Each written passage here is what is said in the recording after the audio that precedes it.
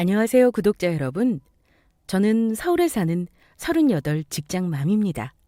결혼해서 내내 아이 육아를 하다가 2년 전 코로나가 한창일 때 재취업에 성공해 지금은 경단녀에서 어엿한 직장인이 되었네요. 오늘 제가 들려드릴 사연은 시댁 이야기이긴 하지만 조금은 가벼운 마음으로 들어주셔도 될 것 같아요. 주부님들은 시가 식구들과 다들 잘 지내고 계신가요? 두루두루 문제없이 지내시는 분도 있겠지만 저처럼 미운 사람 하나 정도는 있는 분들이 많으실 것 같은데요. 저는 시어머니보다는 나중에 들어온 동서와 그리 사이가 좋지 못했어요. 저보다 모든 면에서 잘나 보이는 2살 어린 동서가 왜 저를 그리 경쟁 상대로 생각하고 사사건건 저를 깔아뭉개려고 했는지 모르겠지만 어쨌든 동서와 잘 지내지 못했습니다. 하지만 지금은 동서가 저한테 꼼짝 못하긴 합니다. 매사 자기 학력과 연봉을 자랑하며 저를 무시하던 동서를 제대로 눌러주고 어떻게 며느리 위계질서를 바로 잡았는지 말씀드리려고 해요. 사실 동서지간이라는 게 그리 가까운 사이가 되기는 어려운 것 같긴 해요. 단순한 생각으로는 같은 며느리 입장이니 잘 지낼 수 있을 것 같았는데 막상 실제로 아랫동서가 들어오니 상상했던 것과는 많이 다르더군요. 우리 시댁이 부자라거나 물려받을 재산이 많은 것도 아닌데 동서는 왜 그리 저를 무시했는지 모릅니다.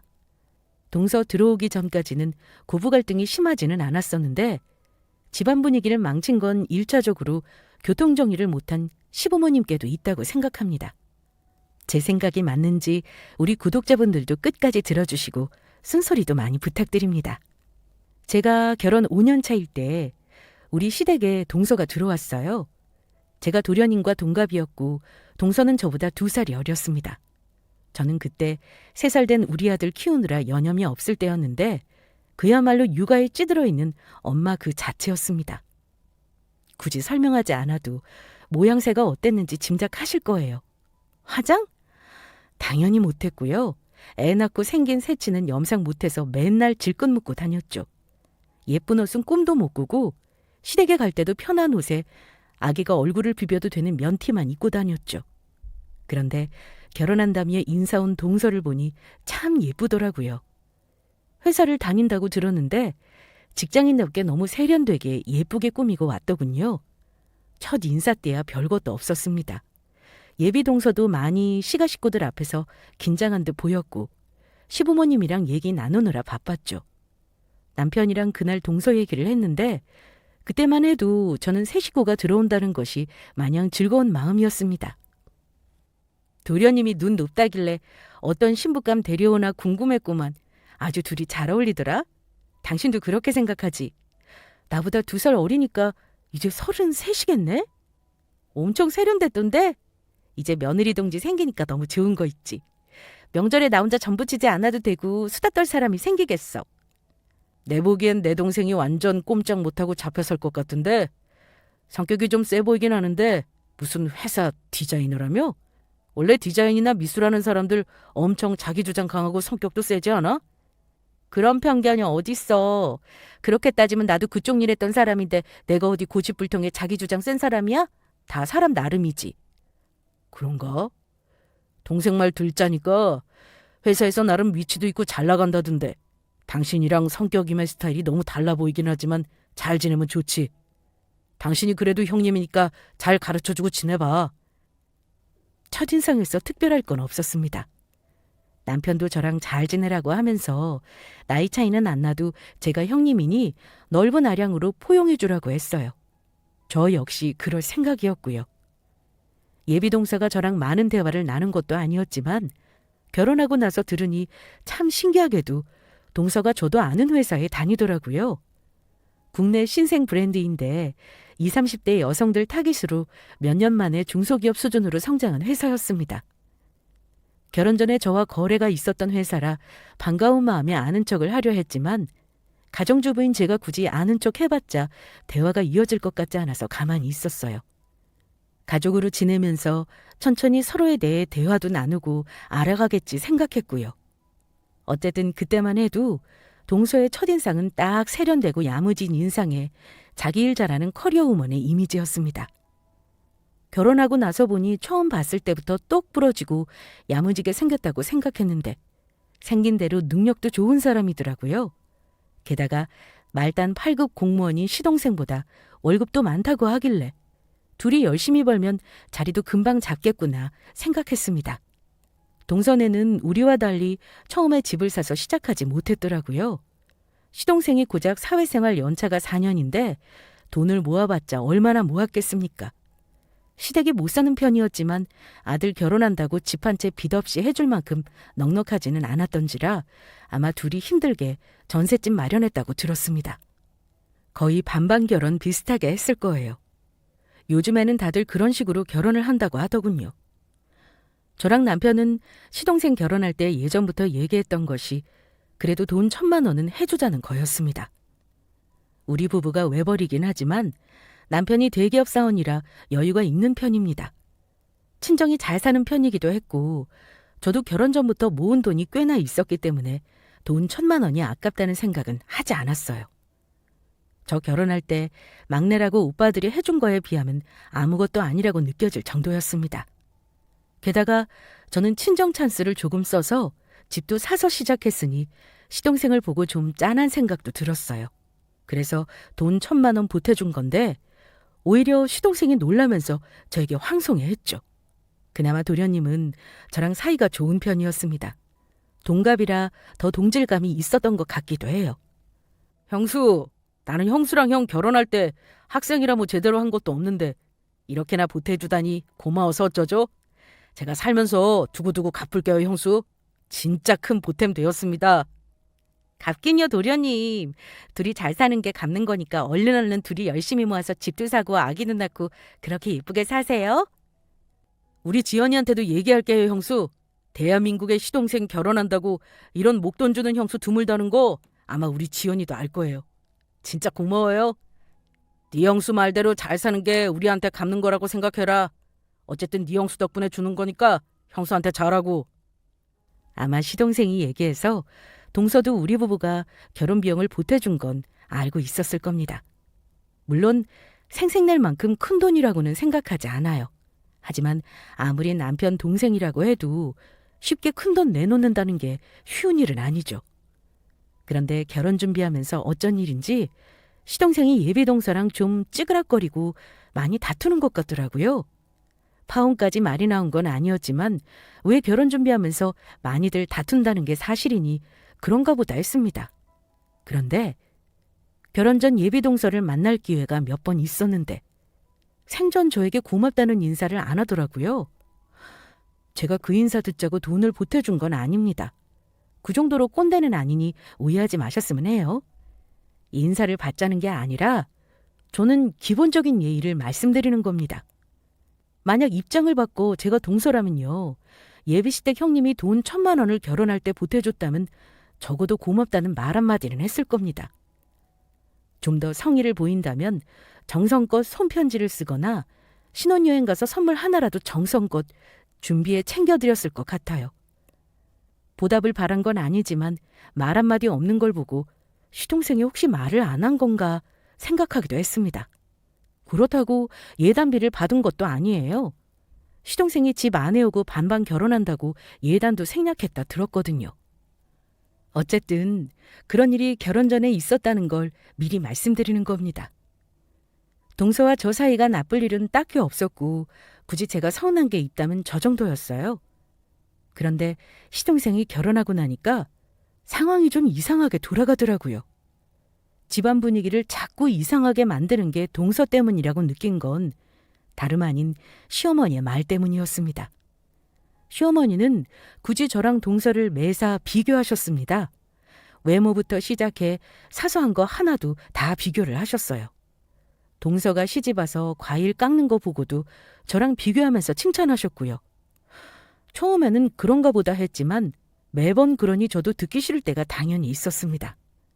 그런데 동서도 좀 속없다 생각이 드는 것이 그럴 때 같은 며느리 입장에서 센스 있게 저를 좀 두둔해주면 좋으련만 오히려 그런 상황을 즐기더라고요. 솔직히 어떤 때는 얄미운 정도 있었습니다. 특히나 어머니는 동서를 대놓고 저보다 많이 예뻐라 하셨는데요. 친정 잘 살고 집 사는 거 돈도 보탠 큰 며느리지만 어머니는 저를 늘 아들이 벌어오는 돈으로 편히 사는 며느리로 생각을 하신 반면 둘째 시동생 동생네외는 볼 때마다 미안하고 짠하셨던 것 같습니다. 물론 저만의 생각이긴 하지만요. 가족 모임이 있었을 때 어머니가 이러시더라고요. 갑자기 동서 직장에서 진급했다는 얘기를 꺼내시더니만 칭찬을 무지막지하게 하셨습니다. 예, 큰애 너도 들었니? 글쎄 작은 애가 회사에서 이번에 진급을 해가지고 연봉이 올랐대. 얼마나 기특한지 몰라. 무슨 제품 하나를 런칭했는데 아주 반응이 좋았다며? 아우, 이러다가 우리 작은 며느리가 아들보다 돈 더 잘 버는 거 아닌가 모르겠다. 그래, 이번에 월급이 얼마나 올랐다고? 내가 살면서 둘째 또래 중에 그만한 연봉 받는 본 적이 없어.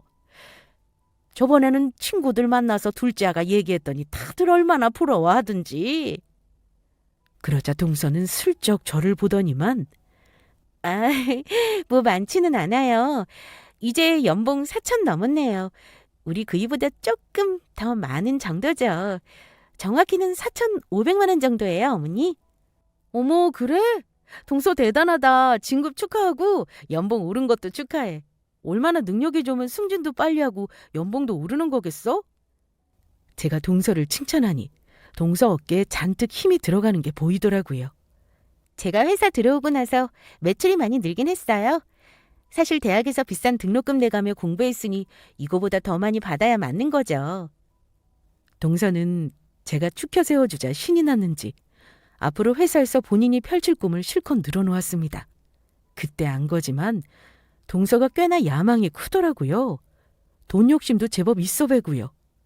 저는 회사에 뼈를 갈아 넣어가며 일하는 건 회사 사장만 좋은 일을 시킨다고 생각하는 사람인데다 조직 생활을 좋아하지 않았지만 동서는 저와는 스타일이 달랐습니다.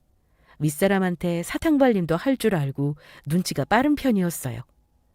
그런데 한참 얘기를 나누는 도중에 동서가 저로 화제를 돌리더군요.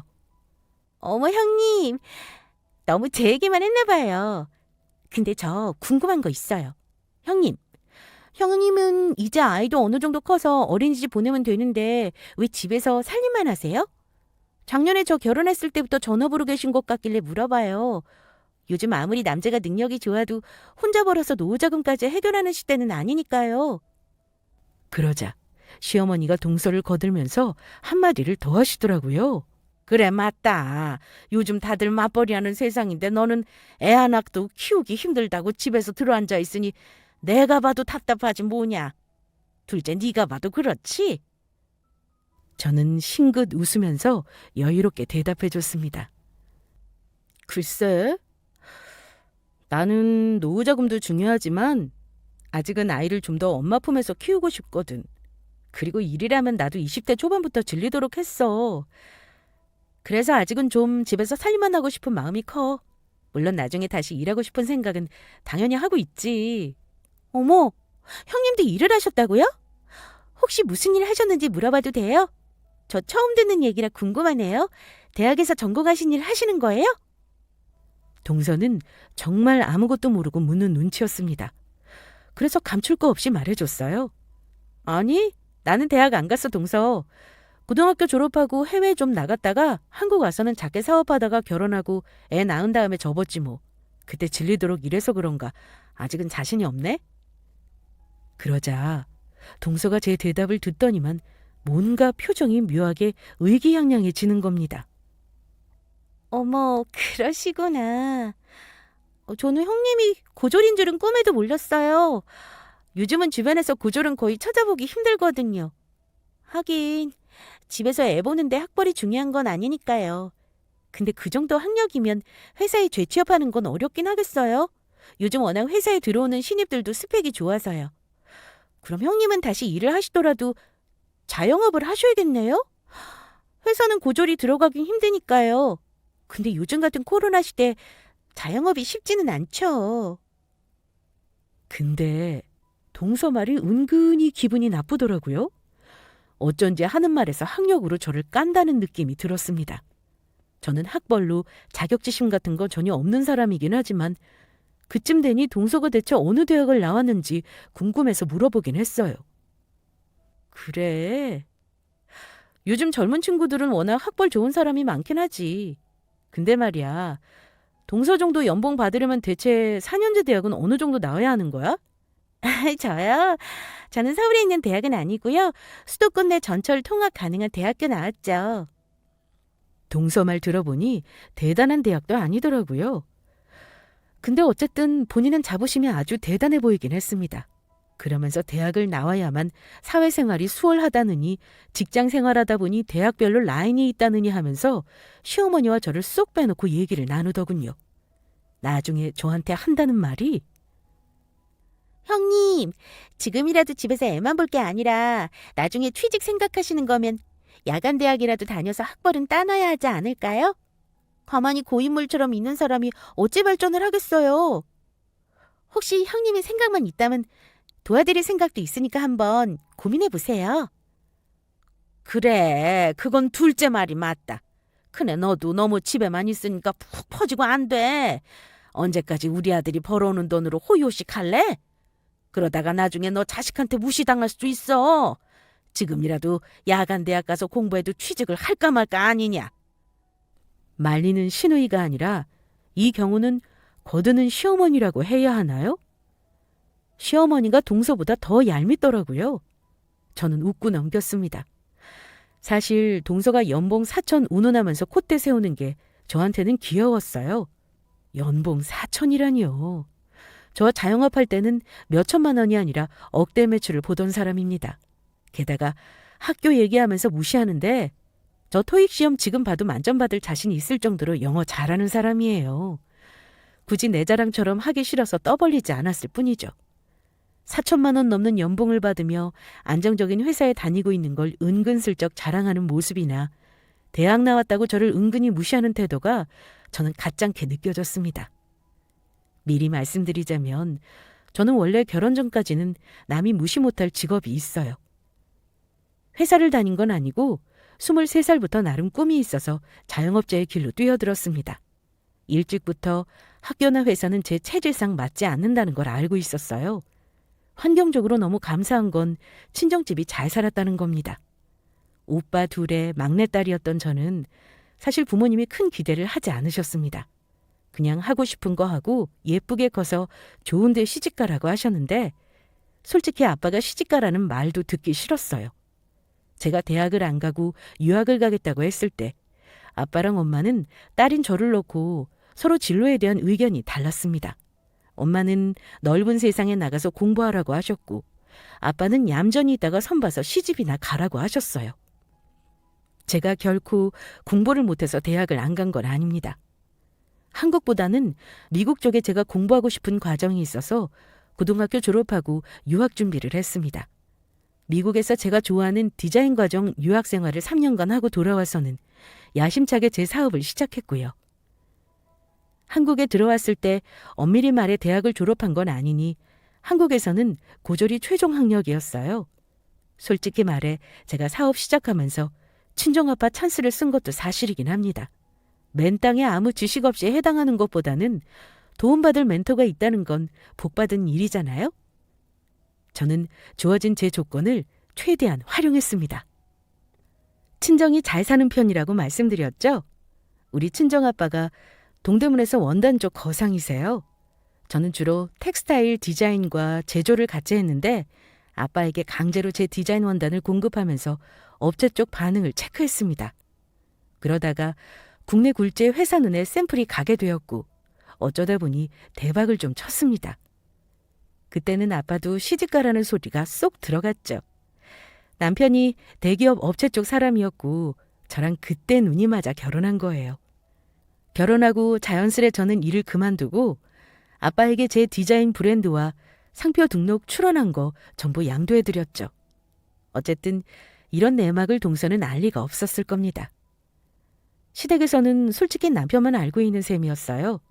그러니 남편도 저를 함부로 못했고요. 결혼할 때 친정 도움 받은 것도 많아서 아마 더 저에게 꼼짝 못하기도 했을 겁니다. 그런데요. 그날 이후 이상하게 시댁에서 모일 일이 있으면 동서가 은근히 저를 무시하고 뭔가 함부로 한다는 느낌을 받았습니다. 저희 시댁의 제사를 지내는 집이기도 하고 다 같이 가까운 곳에 모여 살다 보니 한 달에 한 번씩은 시댁에서 같이 모이는 편이에요. 그런데 결혼 초반에는 동서가 집안일을 전혀 할 줄 몰라서 거의 제가 많이 했습니다. 매번 제사를 지내거나 명절에 모임하면 동서가 좀 뺀질거리기도 했어요. 가령 제가 부엌에서 일하면 본인도 눈치껏 좀 거들고 해야 하는데 거실에서 자기 남편과 수다를 떨거나 어른들 틈에서 마치 본인이 상전처럼 담소를 나누고 있기도 했죠. 바쁘지 않고 혼자 할 만하면 굳이 뭐라 그러지 않았는데 한 해 뒤에 그 모습을 본 남편이 꼴보기 싫다고 말할 정도였습니다. 여보, 재수 씨 말이야. 대체 당신은 죽어라 설거지하는데 왜 손 하나 까딱 안 하고 과일이나 먹고 앉아있는 거야? 내가 설거지 같이 안 해줬으면 당신 제대로 한번 앉아보지도 못했을 거잖아. 며느리들만 일하라는 말이 아니라 재수 씨도 같이 거들어서 해야지. 내가 영민이한테도 말했어. 재수 씨 눈치껏 일 좀 거들게 하라고. 근데 이번에 또 그러네. 당신만 일하잖아. 뭐 동서는 하기 싫은가 보지. 어머니도 가만 계시는데 내가 뭐라고 말해? 그냥 당신도 내버려둬. 눈치껏 해야지. 누가 꼭 시켜서 하는 일은 아니잖아. 그런데 남편의 불만은 뿐만이 아니었습니다. 그건 그렇다 쳐. 근데 가만 보니 재수 씨가 은근히 예의 바른 척하면서 사람을 직업이랑 연봉으로 차별하더라. 나한테 연봉 얼마냐고 묻길래 참 당돌하다 싶었어.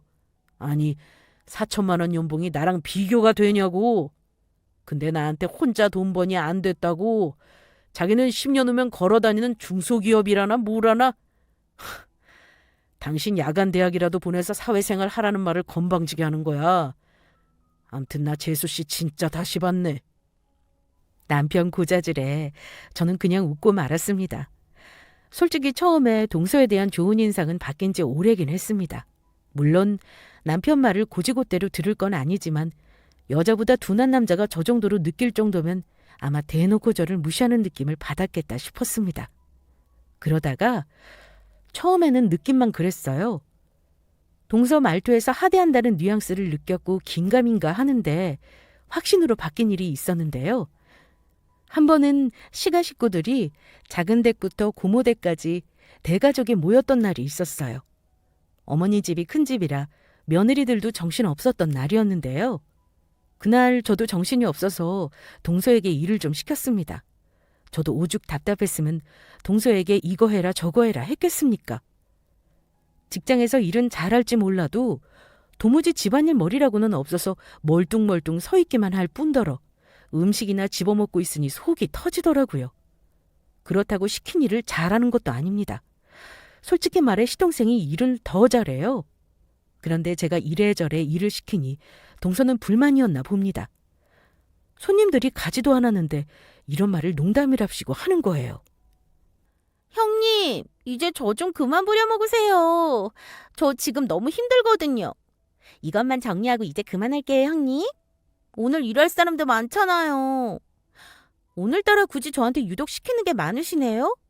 제가 얼마짜리 인력인데 자꾸 저한테 이래라 저래라 시키시고 그러세요? 형님 아시잖아요. 형님은 이게 일이지만 저는 밖에서 4천 넘게 연봉 받고 일하는 사람이에요.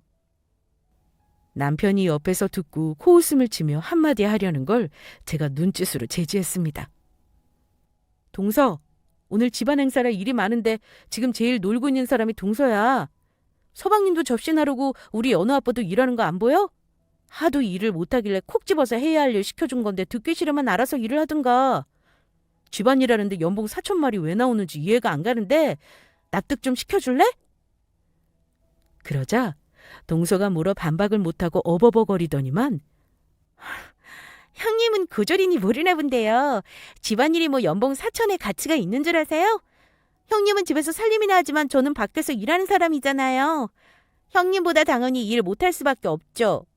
오늘따라 식구들 앞이라 유독 군기 잡으시려는 것 같은데 형님 이러시는 거 솔직히 저한테 자격지심 같아서 좀 그러네요. 저는 동서 말에 코웃음을 쳤습니다. 동서, 혼자 소설 좀 작작 써라. 대체 내가 동서 부러워할 게 뭐가 있어서 심술을 부리겠니? 내가 집이 없어 돈이 없어. 제발 어줌 짜는 소리 하지 말고 과일이나 깎아. 저도 그때는 가족들 많고 정신없는 와중이었어서 힘들었는지 말이 곱게 나가지 않았습니다만 동서를 진짜 다시 보게 되었고 그 일을 계기로 동서와 제가 틀어지게 되었던 것 같습니다. 그 후 한동안 저는 동서와 만날 일이 없었습니다. 일부러 시댁에도 잘 가지 않았어요. 그 즈음 저는 일을 시작해야겠다고 결심을 하게 되었습니다. 동서 때문만은 아니었고 연우도 어느 정도 컸으니 일을 하고 싶더라고요. 그런데 사람 일 참 알 수 없는 게요. 제가 일하겠다고 마음 먹으니까 일이 뭔가 술술 풀리더라고요. 저는 누구 밑에 들어가서 일할 생각은 없습니다만 친정아빠는 아이도 있으니까 예전처럼 밤새워가며 불태워 일하기보다는 출퇴근이 안정적인 회사를 다니는 것도 좋은 선택지라고 조언을 하셨습니다. 그래서 굳이 이력서를 여기저기 넣지는 않았어요. 왜냐면 쭉 연락을 하던 지인 중에 예전에 같이 거래하던 사장님이 있었거든요. 하필 그 회사가 동서가 다니는 회사라는 게 마음에 걸리긴 했지만 언제든 일하고 싶으면 한 자리 만들어주겠다는 말씀을 하셨던 사장님 말이 떠올랐습니다. 회사 초창기에 제 디자인 원단으로 히트 상품을 만들어낸 곳이었는데 동서가 결혼할 때 그 회사 다닌다 해서 티 안 내고 반가워했던 곳이었죠. 그런데 정말 저와 일할 인연이 있는 회사인 건지 제가 사장님과 연락이 닿아 포트폴리오를 내자마자 바로 인사팀 직원이 전화를 해서는 제안을 했습니다. 언제부터 출근 가능하세요? 사장님이 빠르면 빠를수록 좋다고 하는데요. 마침 지금 중요한 프로젝트 준비하는 게 있는데 꼭 이혜님이 필요하다고 하시네요. 제가 당황하니까 나중에는 사장님이 직접 연락까지 해서는 얼른 출근을 하라고 재촉했습니다. 저는 아이 어린이집도 알아봐야 하고 준비할 시간이 필요하다고 했는데 연봉을 경력직으로 7천부터 시작하자는 파격적인 제안을 하셨습니다. 제 사업장과 거래할 때 예전에 회사에 올려준 매출에 비하면 약소하다는 말까지 하셨죠. 최대한 회사 일정에 맞추기 위해 급하게 어린이집을 알아보고 일할 준비를 했습니다. 돈 앞에 장사가 어디 있겠습니까? 경력 단절녀인 저에게 저런 파격적인 연봉을 제시하는데 당연히 하루라도 빨리 출근하는 게 맞는 말이죠. 나중에 제가 물어보긴 했어요. 왜 직장에서 조직생활 경력도 없는 저를 이렇게 파격적으로 스카우트 했냐고요. 직장 경력도 없이 사업 경험만 있는 저인데 제 입장에서는 당연히 의아했죠. 그러자 사장님은 사업 경력 10년이 돈 주고도 못 가지는 경험이라고 가치 있는 경력이라 하시더군요. 그렇게 제가 일하겠다고 결심한 지 몇 개월 만에 얼떨결에 취직까지 하게 된 겁니다. 일을 시작하면서 시가 식구들에게도 자연스레 소식이 알려지게 되었는데요. 마침 명절이 다가와 가족들이 전부 모인 일이 있었습니다. 동서는 제가 취직했다는 소리를 듣고 표정까지 바뀌면서 엄청 궁금해하더라고요. 그런데 예전 같지 않고 사이가 틀어진 후라 저에게 편하게 물어보지 못하는 눈치였습니다. 식구들 모인 자리에서 남편이 저 취직했다고 얘기하고 자주 시댁에 못 올 거라는 얘기를 했을 때였습니다. 가만히 듣고 있던 동서가 이러더라고요. 어머, 취직한다고 하시더니 그래도 성공하셨네요? 형님 오래 걸릴 줄 알았어요.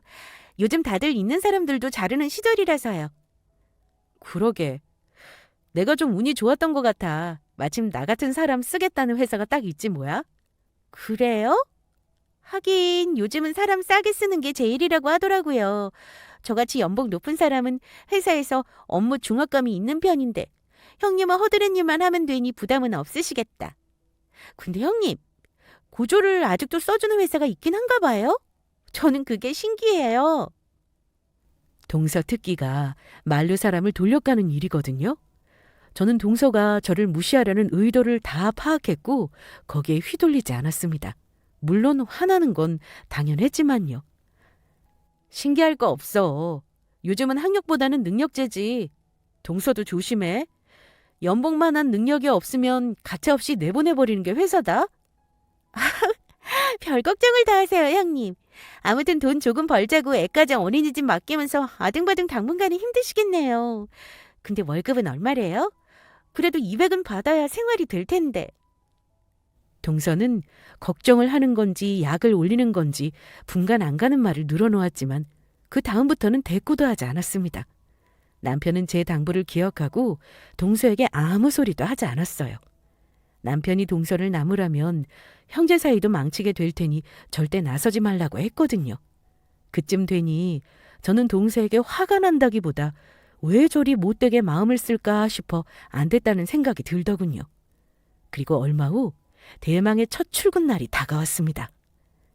아직 성장하는 회사라 그런지 제가 출근한 날 한은의 직원들을 다 만나보겠더라고요. 저 말고도 다른 신입사원이 없어서 저는 회사 도착하자마자 인사와 마케팅을 같이 담당하고 있다는 직원을 찾아가기로 했습니다. 저는 사전에 회사 사장님에게 우리 동서가 이 회사를 다닌다는 말은 굳이 하지 않았어요. 어차피 공사는 구분해야 하는 거고 가족이긴 하지만 직장에서 굳이 접점이 있을까 싶어서요. 그런데 원수는 외나무다리에서 만난다는 말이 어찌 그리 딱 맞는지. 하필 제가 막 사무실로 올라가려는 엘리베이터 앞에서 막 출근하는 동서와 딱 마주치고 말았습니다. 동서는 저를 보더니만 무슨 못 올 때라도 온 사람을 본 것처럼 이러는 겁니다. 형님! 형님 아니세요? 여긴 어쩐 일로 오신 건지 취업했다고 하시더니 왜 출근은 안 하시고 여기에 계시는 거예요? 여긴 저 다니는 회사인데. 아, 설마 다니기로 한 회사에서 나오지 말라고 한 건가? 그럼 혹시 저 다니는 회사에 이력서라도 내려오셨어요? 근데 우리 회사는 고졸은 안 뽑는 걸로 아는데. 혼자 김칫국 드링킹에 넘겨짓기를 하는데 어이가 없었죠. 그놈의 고졸 타령은 저 볼 때마다 하는 것 같아서 아무래도 내가 너랑 달리 유학파라고 말해줘야 할 듯 싶었습니다. 동서, 나 다니기로 한 회사가 여긴데? 경력직으로 취직한 곳이 이 회사야. 내가 일부러 말 안 한 건 아닌데 어찌 그렇게 됐네? 나 못 올 곳 온 거 아니니까 그렇게 귀신 보듯 할 거 없어. 여기 사무실 3층 맞지? 동서는 혹시 어디서 근무하니? 직원이 그리 많지 않아서 이러다가 자주 보겠다 우리. 네? 형님이 우리 회사에 취직하셨다고요? 우리 회사 그렇게 사람 막 뽑는 곳 아닌데? 대체 어떻게 오신 거예요?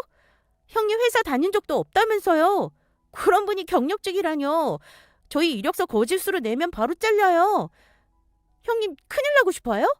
저랑 가족인데 저까지 곤란해질 수 있다고요. 설마 형님 학력까지 속이신 건 아니죠? 넘겨짚다. 이제는 저를 이력까지 속이고 회사 취업한 사기꾼 취급을 하길래 어처구니가 없었습니다.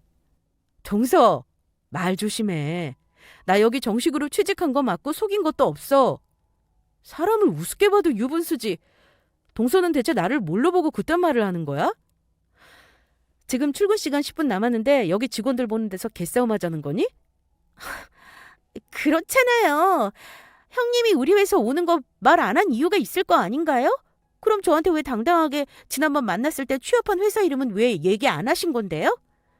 동서가 불편할까 봐 천천히 얘기하려고 했지. 우리가 언제 찬찬히 대화라도 한번 나눈 사이야? 나한테 대체 무슨 말이 듣고 싶은 거야? 알겠어요, 형님. 어쨌든 입사하셨다는 말 사실이라니 제가 뭐라고 하겠어요. 근데 저도 난감하네요. 형님한테 허드렛 일을 어찌 시킬지. 형님, 차라리 조금 일하시다가 다른 회사 제가 소개할 테니 알아보세요. 여기서 고졸로 연봉 쥐꼬리 받으면서 일하느니 마트에서 캐시하는 게 더 낫겠어요. 그냥 아무 소리 안 하고 지나가려 했지만 동서가 끝까지 얄미워서 그냥 지나칠 수가 없겠더라고요.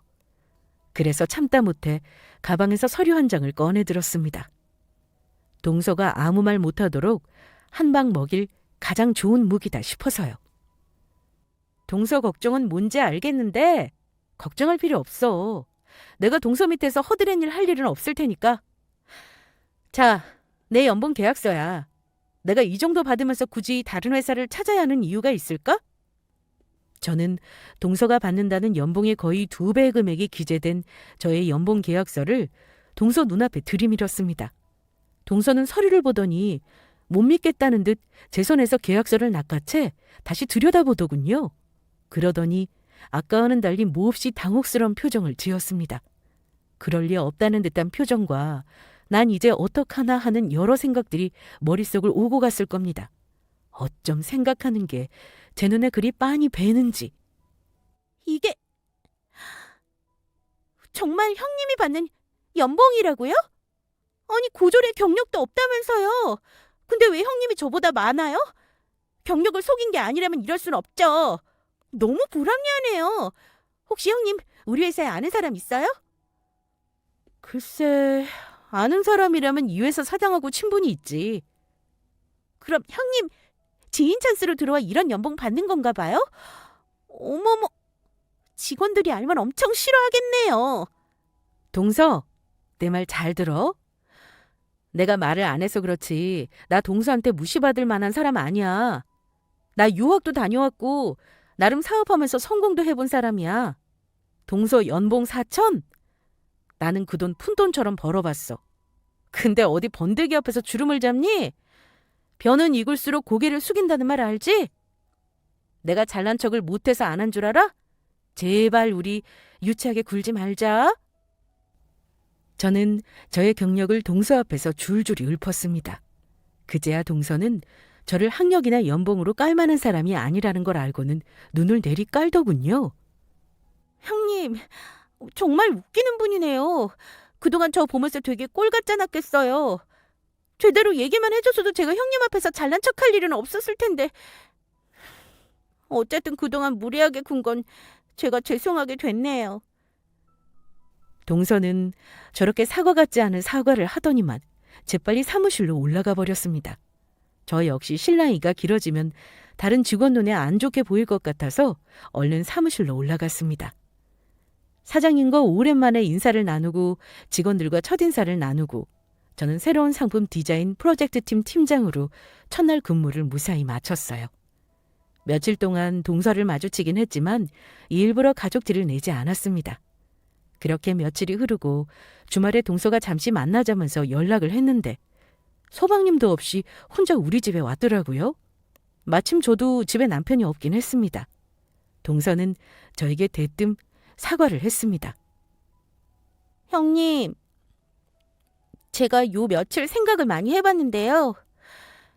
제가 그동안 형님 앞에서 너무 꼴값을 떤 것 같아서요. 사과드리려고 이렇게 찾아왔어요. 어쨌든 가족이니 계속 얼굴은 봐야 하는데 아랫사람인 제가 먼저 사과하는 게 맞겠죠. 사실 저는 형님이 저랑 다르게 시집와서 편하게 사는 것 같아 질투를 좀 했어요. 저는 대출 갚느라 뼈 빠지게 일하고 사고 싶은 거 하나 제대로 못 사면서 사는 것 같은데 형님은 일도 안 하면서 우아해 보여서요. 어쨌든 저 잘났답시고 그동안 형님 깔아뭉개려 한 거 용서하세요. 동서의 사과가 어쩐지 아주 진정성 있게 느껴지지는 않았지만 여태 밉상으로 굴다가 여기까지 찾아온 용기가 가상해 저도 고민 길게 하지 않고 대답했습니다. 이럴 때 아랫사람 허물을 품어주는 것도 덕이다 싶어서요. 그래 동서. 동서가 솔직하게 말해주니까 나도 이해가 가네. 아무리 그래도 말을 좀 예쁘게 했으면 얼마나 좋아. 그러면 우리가 이렇게 다툴 일도 없었을 거고 마음 상할 일도 없었을 거잖아. 말 나온 김에 얘기하는 건데 동서. 나는 가족이니 이렇게 넘어가는 거지만 다른 사람한테 절대 나한테 하듯 그런 식으로 대하면 안 되는 거 알지? 사람을 돈 받는 걸로 구분하고 학력으로 무시하고 그럼 되겠어? 사람마다 전부 고유한 가치가 있고 장점이 있는 거잖아. 오늘 이후로는 절대 다른 것만 보고 무시하면 안 돼. 그러다 언제 한번 큰 코 다친다. 동서는 창피한지 대답도 못하고 고개만 끄덕거리더군요. 저의 짐작일 뿐이긴 하지만 아마 동서는 저에게 정말 미안해서 사과를 한 건 아닐 겁니다. 자존심이 강한 사람인데 그럴 리가 없죠. 다만 앞으로 본인의 결혼 생활을 예상해 봤을 때 그동안 자기가 우월하다고 믿었던 것들로 저를 이길 수 없으니 본인 편하자고 사과를 한 것도 분명히 있었을 거예요. 게다가 회사에서 동서는 연봉 5천도 안 되는 평사원이고 저는 팀장급이니 이미 게임 오버였죠. 어쨌든 저는 동서의 사과를 받아들였고 그 후 동서는 예전과는 전혀 다른 태도로 저를 대하고 있습니다. 물론 둘 다 직장 생활이 바빠 예전처럼 볼 일은 없지만요.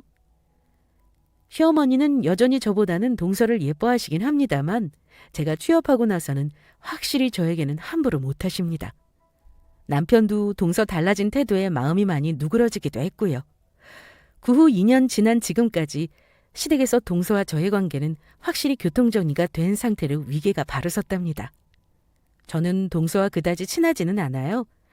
하지만 굳이 억지로 친해질 필요도 없는 것 같아요. 동서지간이라는 것이 편한 사이가 아니라면 어쩔 수 없는 거죠. 저 무시하는 동서 때문에 열받는 것보다 안 친하더라도 예의 차리고 대해주는 것이 훨씬 낫다고 생각합니다. 어떠신가요? 무례하고 저를 깔보는 동서를 호되게 참교육한 저의 사연은 여기까지입니다. 재미있게 들어주셨길 바라며 우리 구독자분들은 늘 현명한 삶을 사시길 바랍니다. 감사합니다.